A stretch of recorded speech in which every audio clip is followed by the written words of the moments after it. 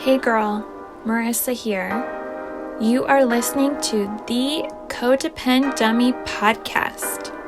As a young woman, you have been raised, reinforced, and rewarded for putting the needs of others above your own. Now, in your 20s, you're finding yourself exhausted, exasperated, and enveloped in shit relationships, especially the one you have with yourself.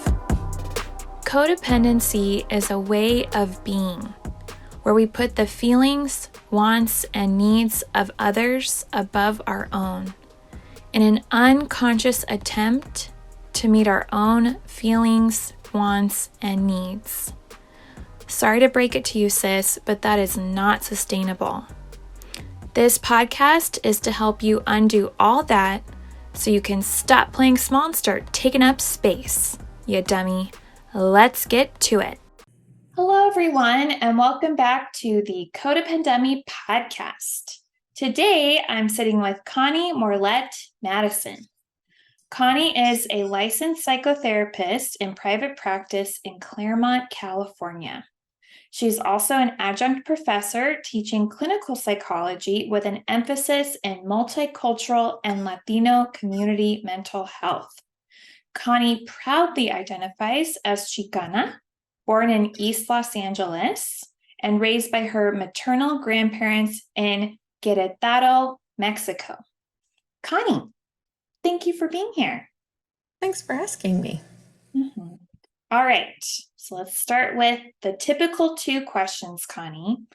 How do you conceptualize codependency? Okay. I did think about this, and I couldn't steer away from the idea that first I wanted to look at the word dependency. Can I tell you how I see dependency first? Mm-hmm. Yeah, well, I realized that I wanted to devillainize dependency because I believe in the idea that as social creatures, we have this innate need for deep human interactions Right. that are going to offer us elements of safety, security, belonging, survival, love, and these are good. And through that sociological lens, I think dependency is good and not homogenous to being a psychological problem. Right. And it brings me to the idea of one of my favorite lyrics that my husband and I share of one of our favorite old-timey songs. It's from an old country singer named Glenn Campbell. And one of the lyrics of this song says, "And I need you more than want you, and I want you for all time." And this lyric to me talks about romance, but also attachment. And while we may strive for secure attachments, as opposed to anxious, distracted, or avoidant, detached attachments in general, they get blurry because they're nearly always dependent on the attachment that our mother and our father were able to give us as babies. And so I think codependency starts where one surrenders their own identity for the sake of these aforementioned benefits, right? The safety, security, belonging, survival, and love. So codependency, I believe, begins when we surrender our own identity for the sake of these aforementioned benefits, and eventually resentment, learned helplessness, hopelessness, and insecurity starts to build up. And then there's an onslaught of codependent behaviors that happen. I think codependency started off benevolent. There was an intrinsic goodness to it, and it got a little nefarious down the road. So just to state it back, so when one surrenders their own identity for the benefits of love, security, safety, Mhm. and Belonging and survival. belonging and survival.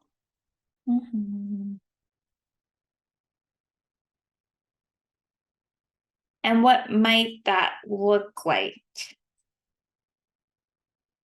Hmm. I can think of security. Maybe we're in a relationship that provides a roof over our heads, over our children's head. Maybe we're in a relationship that gives us a sense of purpose because this group or this relationship relies on us. So suddenly we feel purposeful. There's an identity. Maybe we have been in dire situations where we've been in a survival mode and we can finally thrive instead of just survive, right? Finally, we can feel ourselves growing in certain areas. So we'll surrender that identity for the sake of feeling some peace. And then ultimately, gosh, like the lyric says, and I need you more than want you, and I want you for all time. That's a sense of perhaps blurry, but a sense of being wanted and loved. Yeah, I think we, like moth to a flat flame, we just gravitate towards those feelings without knowing the cost, if you will. Right. Yeah. And right, it's this surrender, right, that does start out benevolently and even unconsciously. I'm not like, I'm going to surrender my identity for the security in this relationship. But then, yeah, like you said, through the resentment, the anger, the misery that eventually develops, I think that's when you can start to become aware of potentially if and when you did surrender, right, for the safety. But it's not lasting security, right? It's not lasting safety. That's right. It's conditional, and many of us have been codependent since we were babies because we had a conditional attachment, right, to a parent who would say, if you do this, then you get that. If you act this way, then I'll see you favorably. And whether they were explicit or implicit messages, we were already moving into a codependent relationship, and that our identity depended on this other person that we really relied on for survival, love, belonging, all of those beautiful qualities. And so we gave up the here's what I think, mama. Hey, and the why, when we get into our 4-year-old, why? Suddenly we can't ask questions. Suddenly we can't be precocious. Suddenly we can't be organic and be ourselves. And we have to kind of cater to whatever attachment style our parent is capable of offering.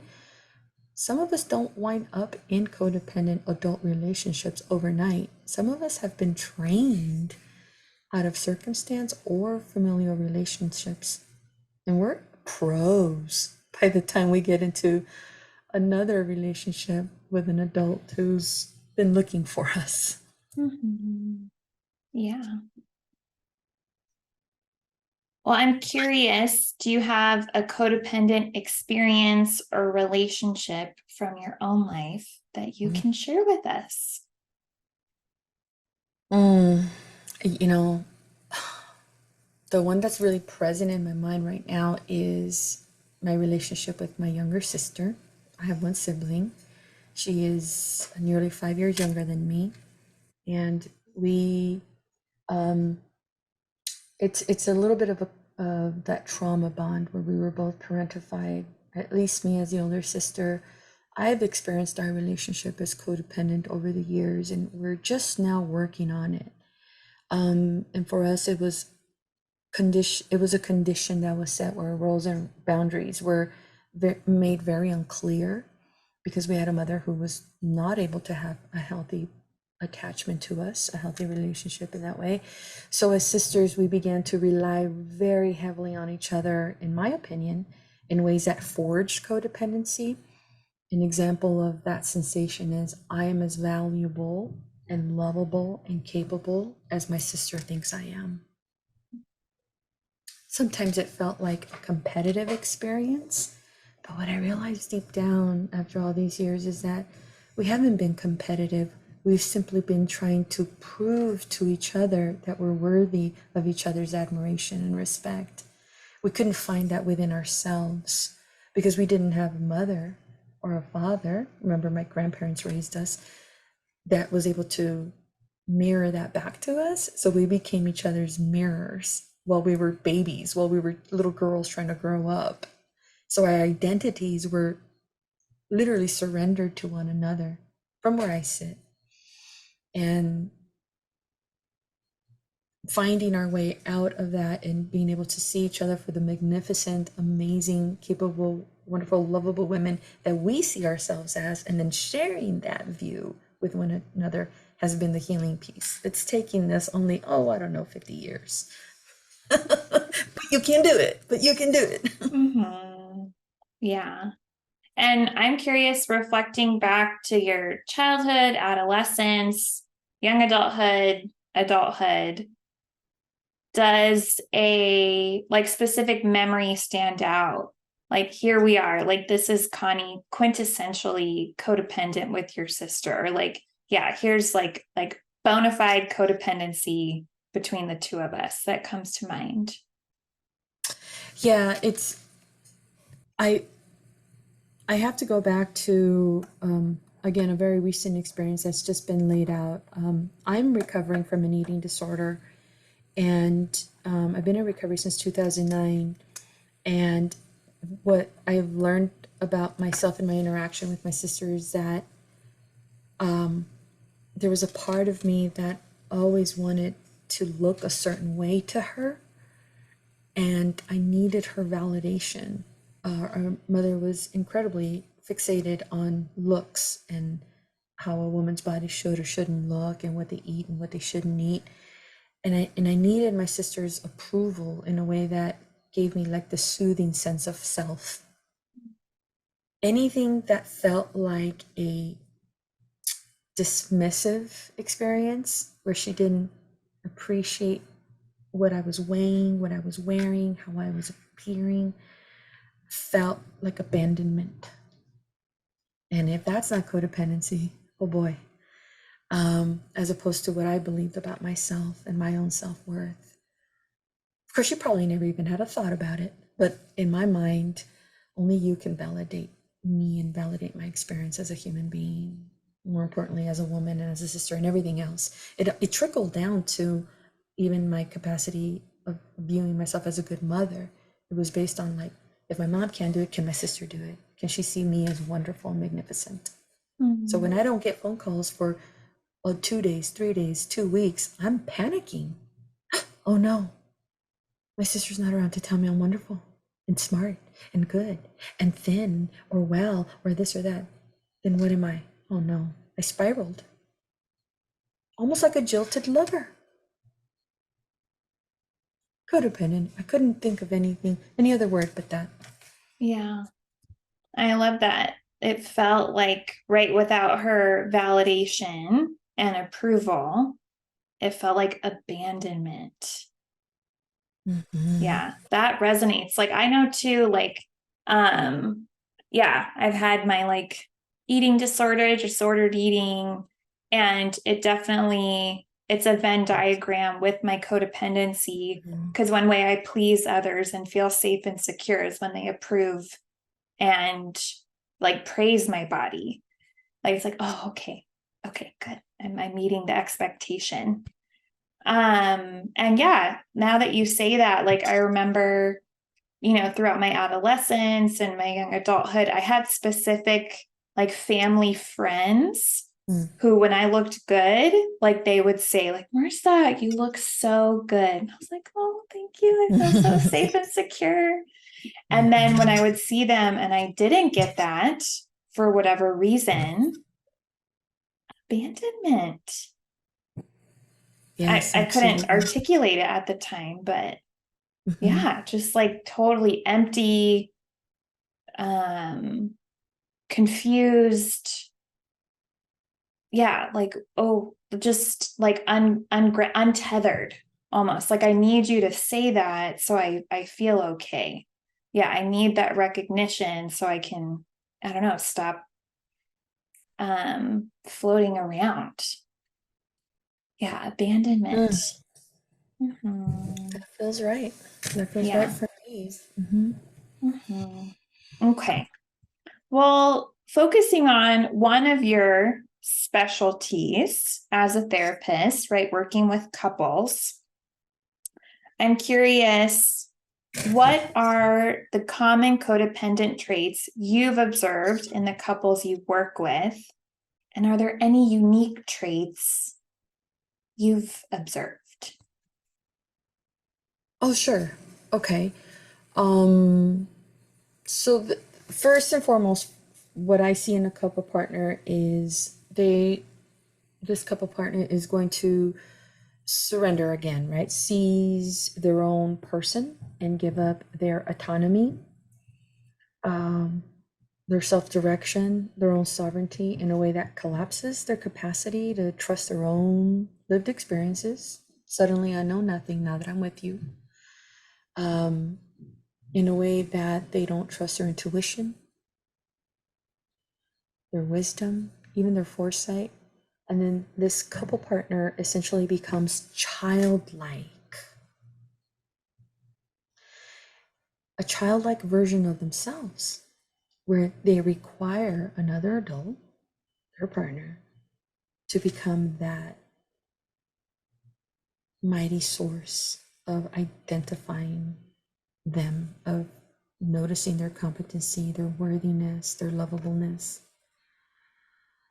And it's that part where they become childlike because I've surrendered my sense of self, my autonomy, and my adultness that trickles over to the other behaviors such as problem solving, conflict management, communication, self regulation. How do they self soothe when they're feeling exasperated, frustrated?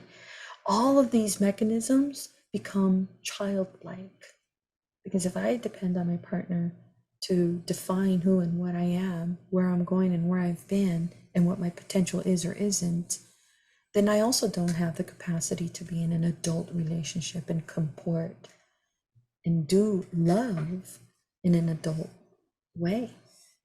So we'll see the bickering, the fighting, the name calling. It's like a fifth grade schoolyard sometimes in some sessions. And when I see that kind of animosity and bickering and fighting and back and forth, and the inability to recognize positive attributes of their partner, I know instantly that they're living in a codependent environment, that perhaps both partners, one or both, now entrained, right? They now taught each other how to do this, really rely on the other, but it's asking like 2 9-year-olds to empower one another. That's rough because as little kiddos, we need other people to do that for us. But when both of us can't, won't, don't know how, then we have an impasse there. So that that immaturity to me is, oh, someone has surrendered their identity for the sake of what's at stake, what's the coin, what is it that you're gaining from this relationship that perhaps began benevolent and important and altruistic that has now turned on you, where you are now essentially childlike. So we start to look at the costs, if you will, approaching it in a gentle way, and then ask, eventually move the couple and each individual into how do you get these for yourself? How do you create safety, security, belonging, survival, and love for yourself first?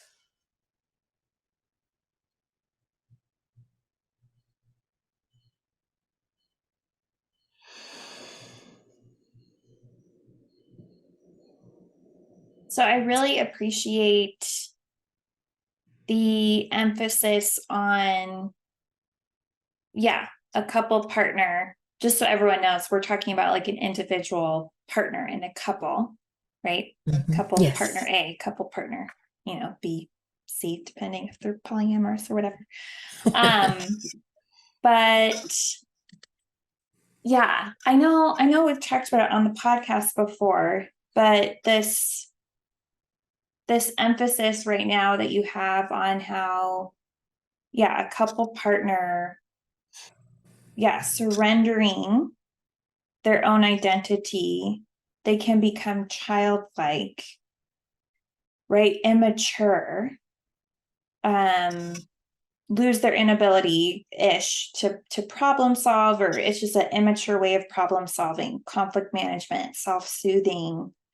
Because Connie, like, what are your thoughts on, in general, we usually learn about the codependent being like the higher functioning, caregiving, responsible partner.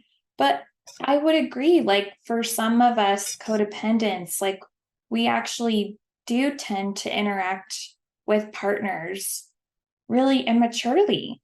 We are passive aggressive. We do have unrealistic or unfair expectations. Like, we are demanding. So I don't know, your thoughts on like the contrast between, like the high functioning codependent and like the childlike one.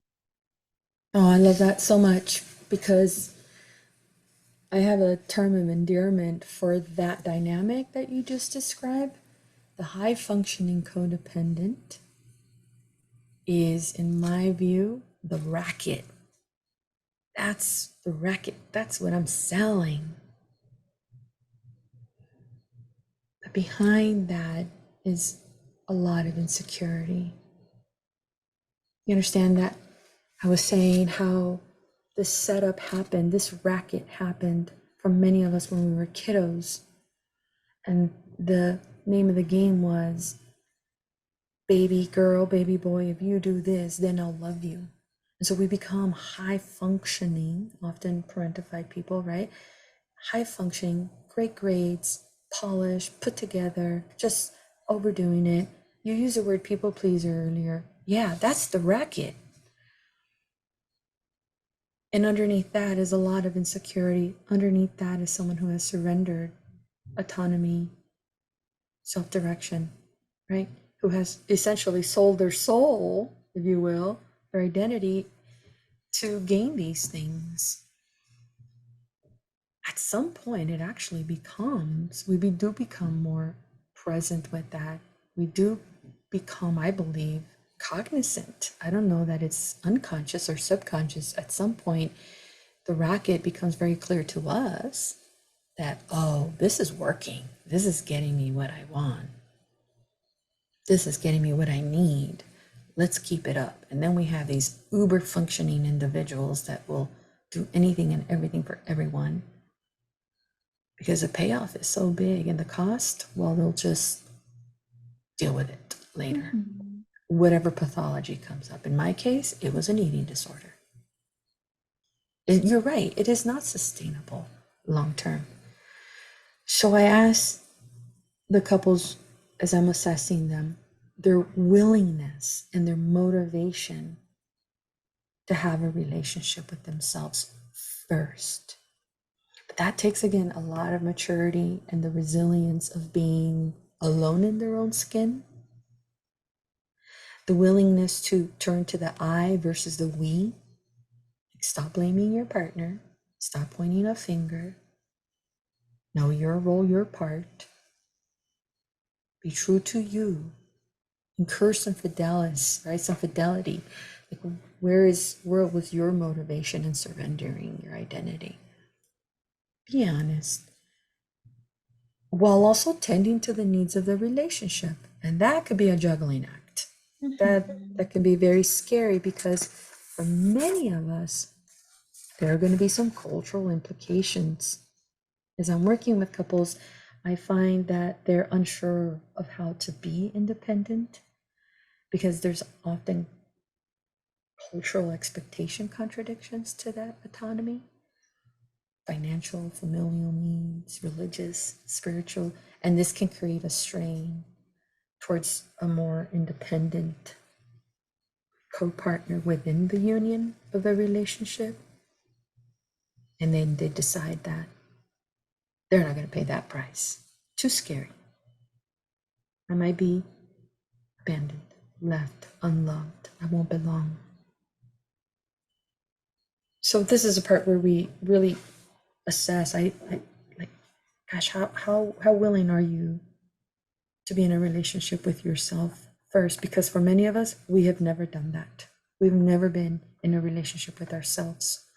We have been customized to take care of others and please others first and foremost, as a means of getting what we need and want, to live another day, if you will, to be loved another day.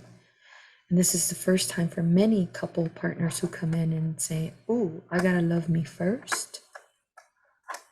Oh, I don't know how to do that without compromising my family, my children, my job, my this, my that. I might come off as selfish. I might come off as, unlovable. That's a terrifying proposition right there. And that's where we start to break the spell of codependency.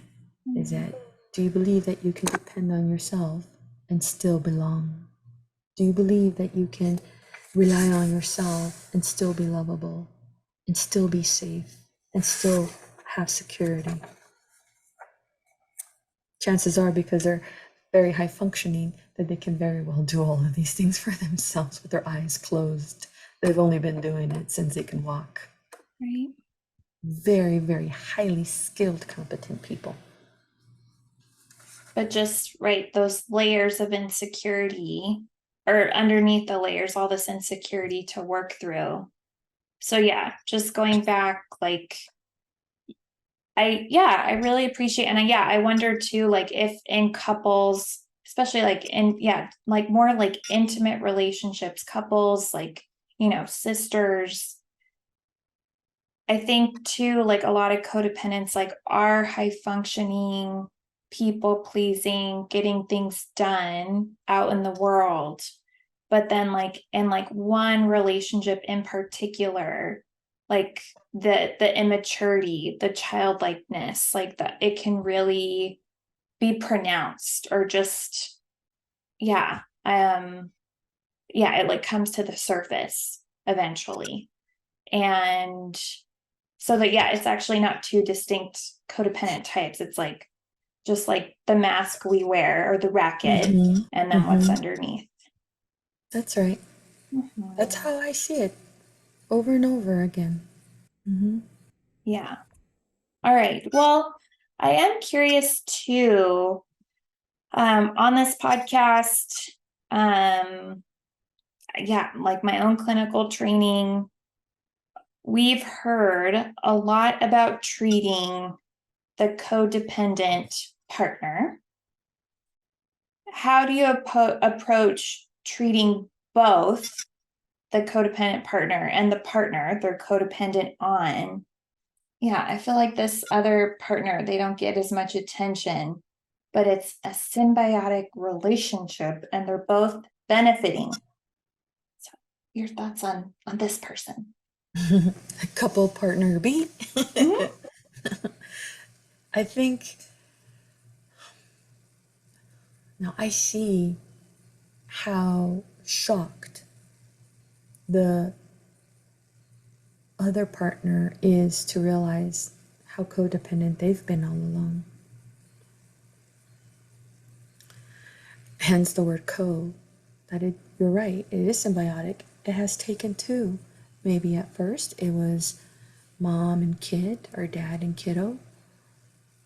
And then it became sister and kiddo, right? And then maybe partner and kiddo. But it took both of us. You see, from where I saw it, our mother needed the validation from two little girls. And when we were not able to give it in the way that she needed, she moved away, right? I think a partner who sticks around for someone who is insecure and childlike, I think that partner is also looking to fulfill a need. And sometimes the neediness and those vats that a codependent person has in their heart for that sense of belonging, survival, love, safety, security, they're so willing to go fill them because it validates them, because they need to prove something, not just to the partner, but maybe to themselves. In other words, maybe their own self-identity is also shaky, on shaky grounds. And maybe there is a sense of, I don't know exactly who or what I am. And only this person who clearly has so many needs, or who clearly is very high functioning, will create an image for me, will provide me a quote purpose. Well, that's codependent right there. The fact that you need another person. That's where I was saying that earlier, these altruistic, social, human condition needs that are so valuable and wonderful, they get blurry. And we, because of those attachment styles, early familial attachment styles, we often don't know, why are we responding to this calling of an uber functioning person that does everything for me? What am I not seeing behind that?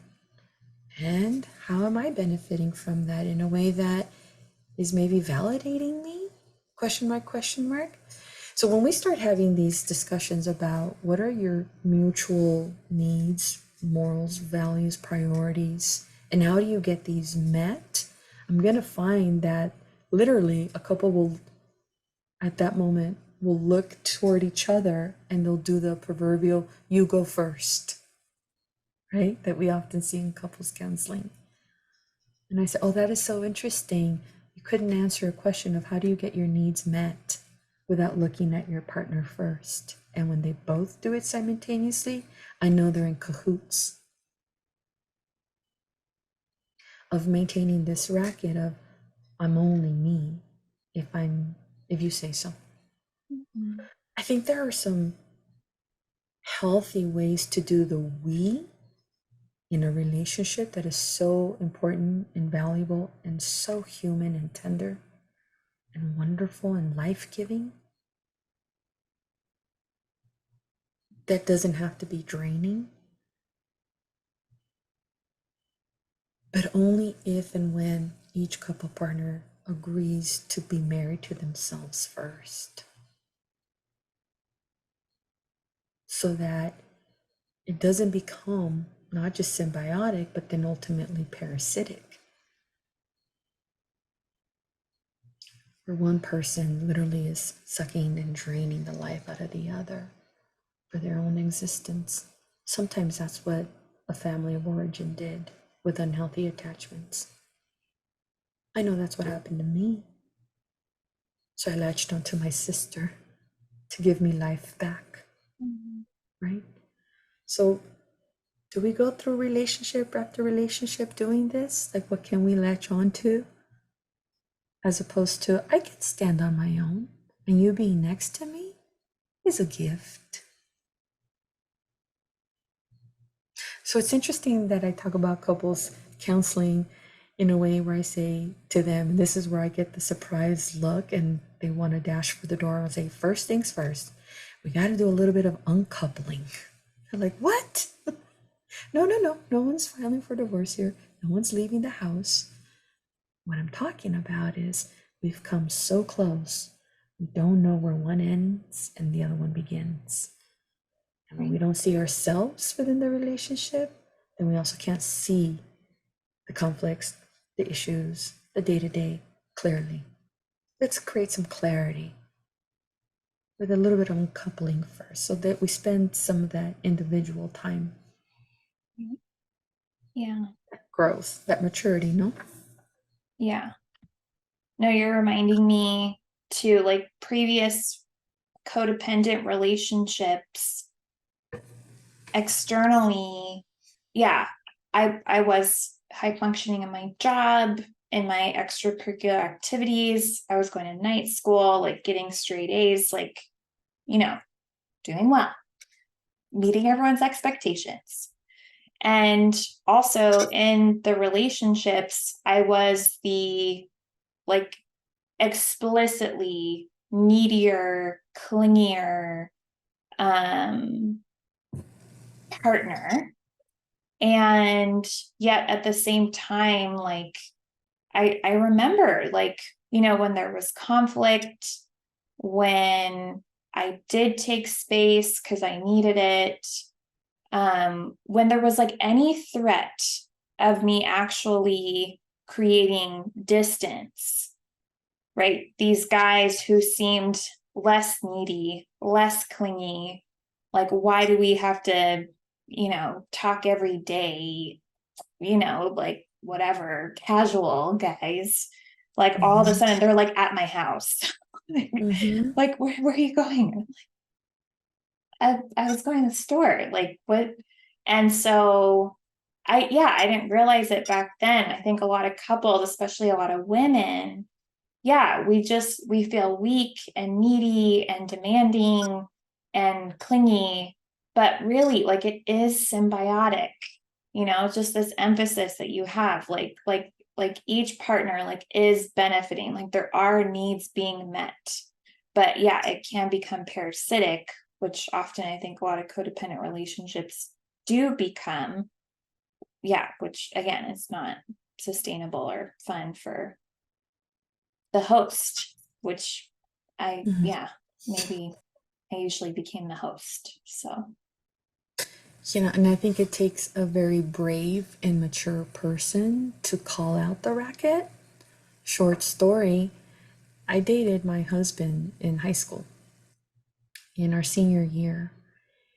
And I remember him telling me, "Boy, you make me feel like the most important person in the world. You have the capacity to do that." And then he broke up with me and he goes, "Boy, you make everyone feel like they're the most important person in the world." He wow. caught on to how flirtatious and how seductive I was with everyone, not just with him. And he said, "Yeah, that's not going to work for me." This is a man of integrity, right? A very mature, for an 18-year-old, very mature, who caught on to the racket. She's high functioning, she's confident, she's outgoing. Very much what you described right now about yourself. So I identify a lot with you. And he said, "No, no, there's something not right with this." And it didn't feel good anymore. So Wow. he left. He did come back, but he left at that time. And I really admire people who in my life have been able to call me out on my hyper performance, uber competency as a means to be seductive. Not in a sexual way always, but more of like, love me, care for me, look out for me, tell me I'm wonderful, because I don't know how to do that for myself. Yeah, very hopeless and helpless, a learned helplessness. Um, so it goes back to that family of origin for me. And I challenge anyone who's thinking about, oh boy, am I codependent, and to be gentle with themselves, to lend some compassion in the way that, is it possible that that neediness, that insecurity, even the racket that we might be running, right, that seduction and hyper performance person, super polished to get what we want, came from a very sweet and tender and deserving place? And is there a part of you that just sadly didn't receive it? I lament that we didn't receive that, and that we're just trying to get what we deserved, which is that love. And but at what point can you start to realize how competent and capable you are of truly caring for yourself and loving for yourself in a way where you don't tax other people, aka become codependent? Mhm. Because Yeah. I truly believe that a codependent person came from a loving space and would never dream of being a parasite to anyone. Unbeknownst to us, it happens right under our nose before we know it. Yeah. Right. A lot of compassion. I have a lot of tenderness and a lot of compassion for those of us who didn't get those beautiful mirrors playing back to us our amazement, our wonder, our fantastic self, that we deserve to have seen. Yeah. Lots of compassion. Mm-hmm. Mm-hmm. Well, I really appreciate your language too, right? Starting out with couples, we're going to uncouple and you're going to be married to yourself. What? Right? You're going to be in a relationship with yourself first. So when you do, yeah, and you said it's terrifying, and it's terrifying. So much so that, yeah, we might not do it. We might not persist. Right. So yeah, when you do start your work with these couples, other thoughts on like the initial steps you take and common challenges they may have on the way? Sure. I reference one of my favorite psychotherapists, philosophers, writer David Rico. And he wrote a book, a sweet, sweet book called How to Be an Adult in a Relationship. I think I'm butchering the name of the book. How to Be an Adult in a Relationship. And I he think talks that's about it. Yeah. yeah, okay. And he talked about the 5 A's, right? And how to be adult in a relationship, one wants to both give and receive. He talked about attention. He talked about acceptance, affection, the non-sexual type, appreciation, and allowance. Not the money kind, but the space, right? Room to roam, room to grow. And that all humans were born to both receive and give these 5. And that the trick to being the hack to being in an adult relationship often starts with being able to provide these to oneself. So I will ask a couple partner, which do you experience as being the most important to you? Very subjective, right? There's nothing scientific about that question, but they'll circle one or two, and I say maybe we start there, because I have a feeling that you've been demanding this of your partner till you're blue in the face, or maybe you've been hyper functioning till you're fatigued and exhausted and resentful. But maybe your partner can or won't, because maybe your couple partner is wanting the same thing. So we're fighting for the same coin. How about you start doing that for yourself? Oh, I have no idea how to do that. How do I give myself attention? Oh, well, that's going to ask for some creativity. But being that we're competent adults and we have resources, what would that look like for you? Or attention or acceptance, or and we find that there's going to be this journey into themselves in a way that they hadn't been given permission to. They've been so caught up in pleasing and taking care of others, or seducing others, caring for others, or making demands of others, right? Till that they haven't really thought about, oh, wait, you mean I could do this for myself? Oh, a DIY, do it yourself experience. And then you'll be able to do so for the others without the racket, without an ulterior motive, without a quid pro quo, without the binds and the contracts that were so conditional that often our family of origin laid out for us. Right. This is truly, truly a more pure and organic giving and receiving of love. Some people would call it unconditional love. It is a thing, it is possible, but only if and when we're willing to do that kind of love for ourselves first. In other words, that you don't surrender everything, that you keep your identity to yourself. Know thyself. No. Yeah. Mm-hmm. And Connie, I can imagine the outcomes.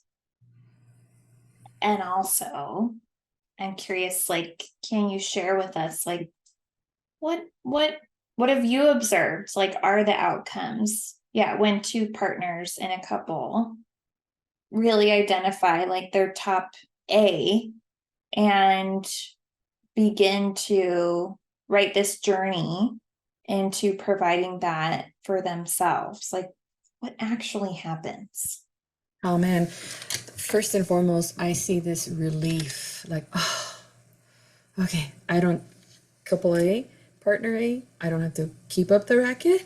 I don't have to work so hard for love.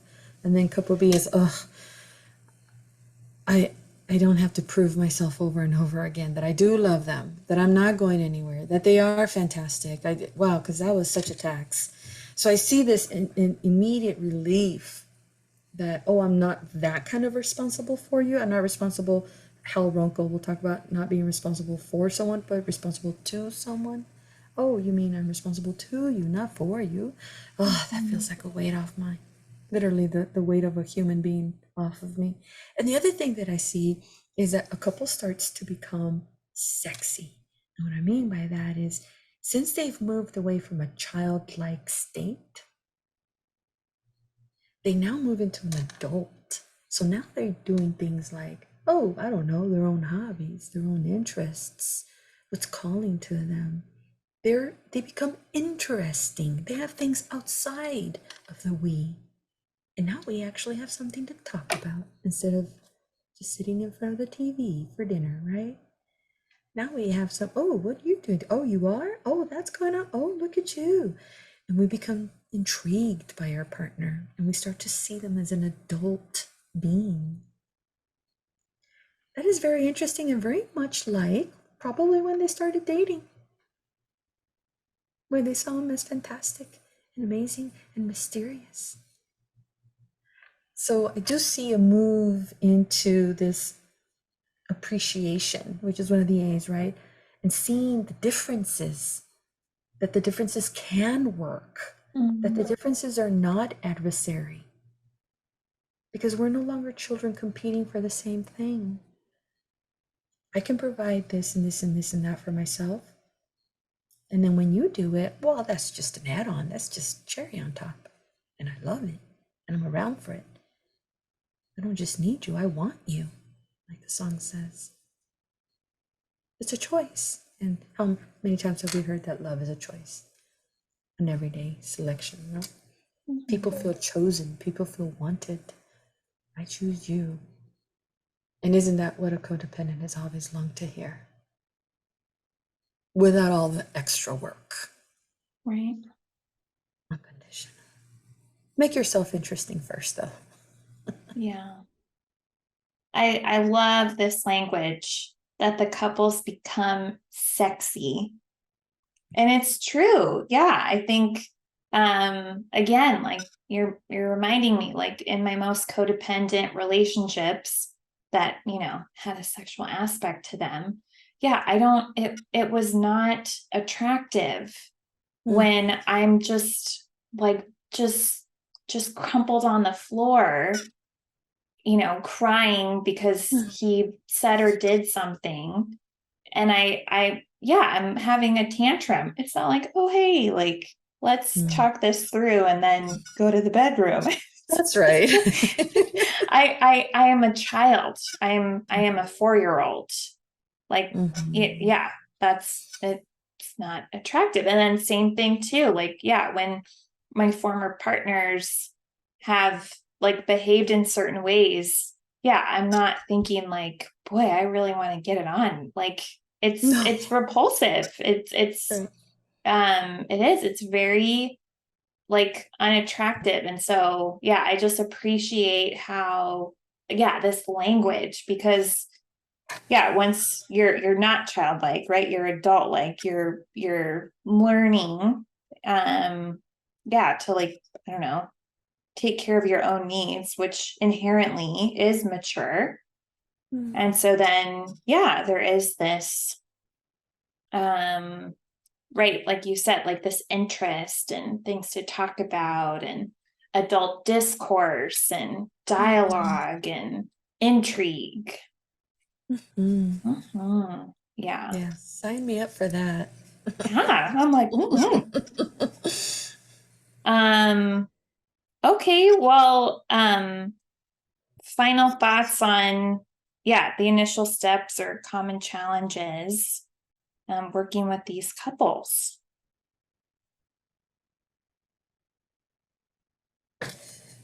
I really want to highlight how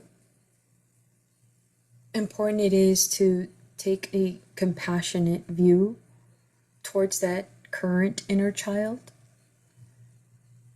that deserves this love and attention, as opposed to pathologizing, like, oh, something's wrong with me, I'm broken because I feel codependent, right? But really listening to that need, to that longing, and being with that inner child and talk and getting on that proverbial knee and holding that little kiddo's hands and looking them in the eyes with gentle gaze and say, baby, what do you need? What do you need from me? And having that reunion, as one of my mentors says, Dr. David Mars, having a reunion with this sweet child, and then really listening to this kiddo, because I have a feeling that they probably weren't listened to when they needed to be heard, and leaning in to that intuition of, really need to pay more attention to me, says the kiddo to you, the child you, and you're like, yeah, how so? I don't know, like, can you just play with me? Listen. Oh, play with you? Okay, how do I play with you? What does that look like for a 34 or 44-year-old person, right? Yeah, it's going to really invite us to be creative and darling and compassionate with each other, with ourselves, each other meaning that inner child in you, and have that reunion in a way that can be a healing experience, with yourself first, before you once again go and try to fix someone else or someone else's view of you. That's old hat. That's the racket. That's the old hat. How about you be a healthy sense of selfish, right? And you move into yourself. That's my invitation, and that's my hope for us all. And I think with awesome therapists like you, who really, really understand the dynamic of how dependency and codependency happens, that it can happen. Yeah. Well, thank you so much. Yeah, having a reunion. I love that. Thank you, David Mars. Dr. David Mars. Dr. David Mars, yeah. All right, well, Connie, if people want to hear more about you, learn more about you, where can they go? Visit my site, Morlett, 2T's, counseling.com, morlettcounseling.com. And all my contact information is there, and a little bit about my approach and what I do and why I think the way I do about things. Sure. Yeah, I looked at it prepping for this and I was like, wow, what a beautiful website. Oh, gracias. It's got beautiful pictures of my Querétaro. Yeah, well, yeah, you guys should all go check it out. So I'll put a link to that in the show notes. And again, thank you for being here. And dear listener, thank you for listening. We're inviting you to have a reunion with yourself and your inner child. And hope you guys have a great week. I will see you next week. Take care. Hey girl, it's Marissa again. I'm not like a regular podcaster, I'm a cool podcaster, right? Thank you for listening and staying till the end. You can find me on Instagram at Therapy with Marissa. Email me, marissa@codependummy.com. Check out codependummy.com for more information on the show. And baby girl, a subscribe, rating, and review would be much appreciated. Till next time, I want you to remember, if you are feeling unseen, I see you. If you are feeling unheard, I hear you. And if you think that you don't matter, know that you matter to me. I want you to go out there so you can stop playing small and start taking up space, you dummy. And now, the disclaimer. Girl, this is not therapy and I am not your therapist. This podcast is designed to provide accurate and authoritative information in regards to the subject matter covered. It is given with the understanding that neither the host, publisher, or guests are rendering any legal, clinical, or other professional service. If you want or need a professional, please find one.